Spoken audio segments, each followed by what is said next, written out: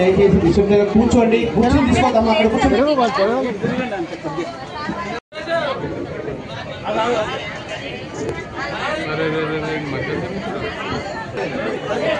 T Nagamani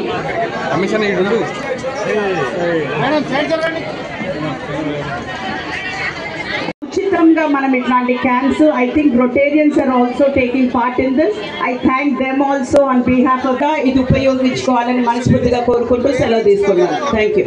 ధన్యవాదాలు madam.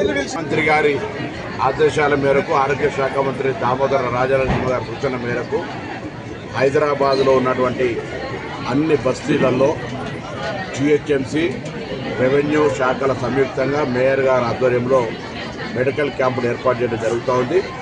ప్రభుత్వం తీసుకుంటున్నటువంటి మెడికల్ క్యాంపుల లోపల పేద ప్రజలందరూ అవకాశాన్ని వినియోగించుకొని మీరు దవాఖానా దగ్గరికి వెళ్ళే కంటే దవాఖానాలో జరిగే పరీక్షలన్నీ మీ బస్తీలోకి వస్తూ ఉన్నాయి. కాబట్టి సీజన్ మారింది. ఆషాఢమాస బోనాలై శ్రావణ మాసం వస్తూ ఉంది.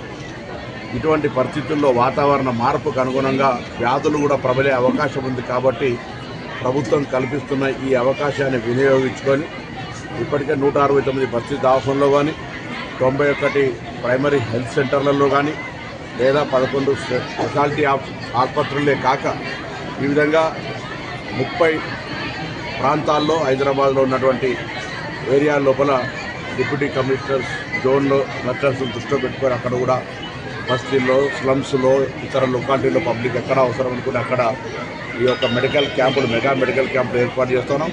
ఇందులో క్యాన్సర్ నుంచి మొదలు పెట్టుకుంటే మహిళలకు సంబంధించిన అన్ని రకాల ఇబ్బందులకు మిగతా వయసుతో సంబంధం లేకుండా చిన్నపిల్లలతో పాటుగా ఆర్థోపెడిక్స్తో అన్ని రకాల వాటికి పరీక్షలు జరుగుతూ ఉన్నాయి. ఉచితంగా జరుగుతూ ఉన్నాయి. ఉచితంగా మందులు ఇవ్వడంతో పాటుగా వారికి అన్ని రకాల పరిరక్షించే విధంగా చర్యలు తీసుకుంటాం. కాబట్టి ప్రభుత్వం కల్పిస్తున్న ఈ అవకాశాన్ని పేద ప్రజలు హైదరాబాద్ ప్రజలు ఎవరైనా సరే అందరూ వినియోగించుకోవాలని ప్రభుత్వం పక్షాన్ని విజ్ఞప్తి చేస్తారు.